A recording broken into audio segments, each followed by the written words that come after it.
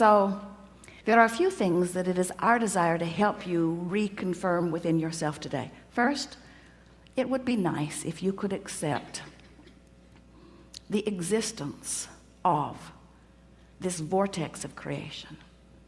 And it would be even nicer if you could see it as we see it, as your present tense of creation. So that when your friend says to you, I don't see any improvement in your life, you can stand firmly inside your vortex of creation and say, that's because it's not visible to those who are outside the vortex. And they will say, have you seen a doctor lately? And you will say there are no doctors in the vortex of creation.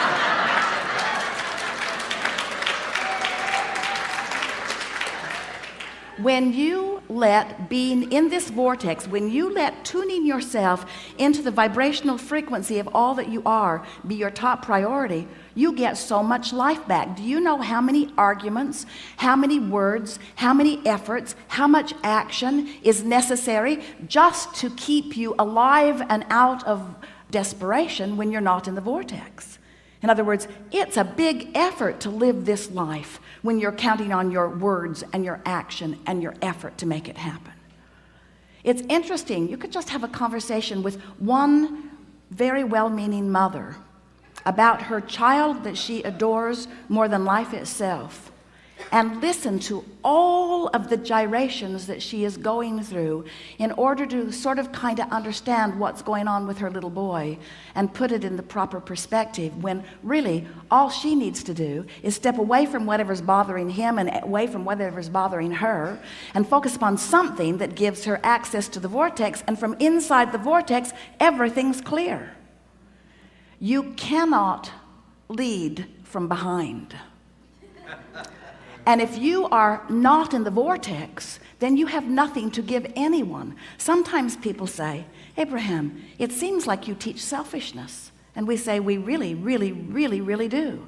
Because selfishness, let's define it. Selfishness means vibrational alignment with self.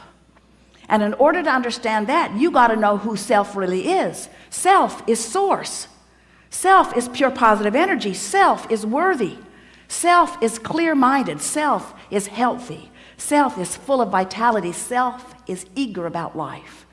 And when you are willing to be selfish, which means you are willing to mimic the vibration of self, which means you're willing to release the thoughts that hold you apart from that and practice the thoughts that cause you alignment with that, which simply means you're selfish enough to care how you feel. That's when they call it selfish. People say, oh, you're so selfish, you're pleasing you. And what they mean is, you should please me. You're selfish because you please you, and I'm not selfish because I think you should please me instead of you. There's some screwy reasoning going on.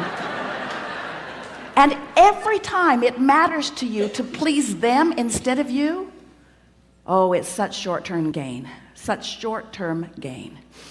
Because when you care about how someone else feels or how they are responding to you, so you behave in order to affect their response to you, you do them a very big disservice, because you teach them that through action and demand or cajole or control or power, that they can wrestle their life to the ground.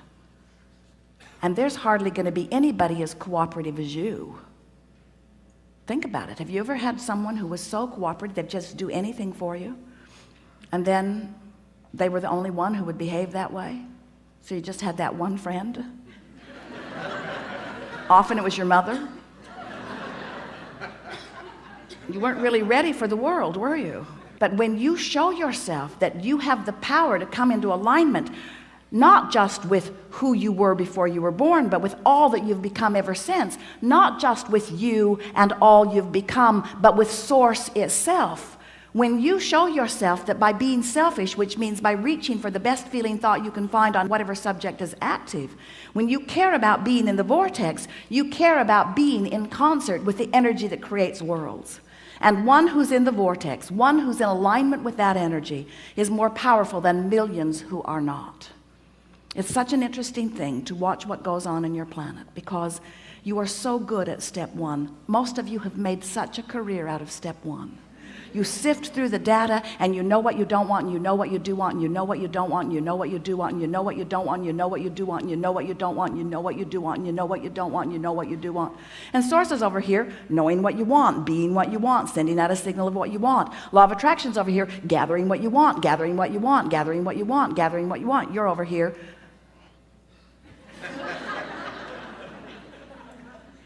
That's creating by default. That's going where the wind blows. That's complaining about whatever they're complaining about and feeling about whatever's happening. But when you decide that you're going to take control of your relationship to who you really are, when you decide that you're going to tend to this gap between you, wherever you are on whatever subject you're experiencing, and who you really are and what you know about the same, now life is going to take a new form and shape for you. You're going to feel exhilarated. You're going to feel satisfaction. Those who are watching you will see you as someone who seems to create tremendously with ease. Those who are watching you, especially those who don't really understand the power of this vortex and the power of your deliberate alignment with it, they'll call you lucky.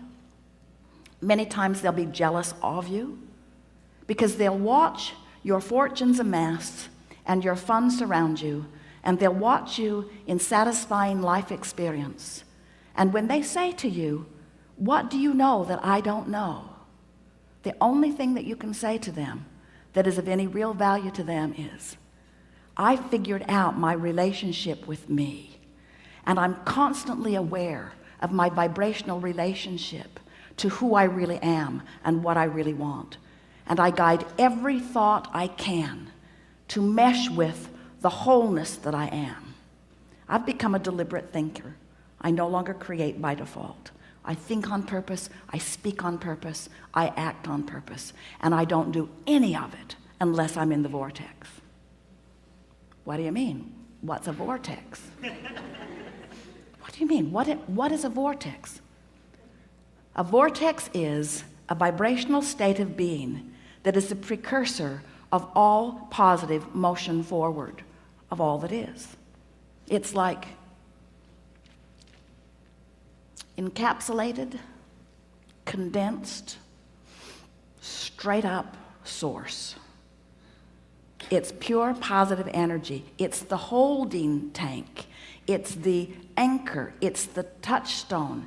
It's the place where all dreams and wishes and hopes are held until we find vibrational alignment with them.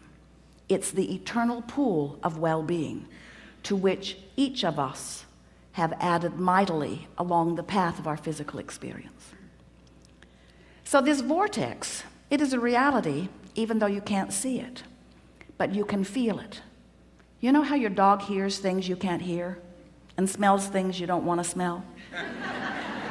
Because your dog has more acute sensitivity to sound than you do. Sound is just vibration, and hearing is just translating it. Smelling is just translating vibration. This vortex is something that while you can't see it, and while you may not be able to hear it, when you get in the vicinity of it, you can feel the deliciousness of it. And when you are far from it, you can feel the discord of not being close to it. Do you know that everything you feel all day, every day, is nothing more than feedback about your proximity to your vortex? So when you feel really ornery, you're vibrationally speaking not near your vortex. When you feel hopeful, you're right on the brink of it. In fact, this door to the vortex, this imaginary door in Abraham's fairy tale of the vortex, this vibrational entry point is somewhere between hope and belief. So when you feel hopeful about something, you're so in the vicinity that you'll be called in, you'll be swept in. Law of attraction will take you in. Law of attraction will take you in when there is not enough resistance to hold you out. How's that? If you weren't doing that thing you do that holds you apart from your vortex would take you in every time. When you slumber, in you go. But you wake up right where you were when you went in. If you go to sleep in the vortex, you wake up in the vortex. If you go to sleep not in the vortex, you wake up not in the vortex. You ever had an experience where you're ornery when you go to sleep? You sleep all night, you sleep pretty good, you wake up, still ornery. So the vortex is the source of well-being, calling you home, so to speak, calling you to all that you've created. And when you are not clinging with resistance to some thought that keeps you from it, it takes you right in. So really, when we say we want you to get into the vortex, what we really mean, a much more accurate way of saying it is, we want you to stop doing that thing you do that keeps the vortex from taking you in easily. Oh, you're going, you're just not going willingly sometimes. In other words, when you croak, in you go. So wonderful to watch you die.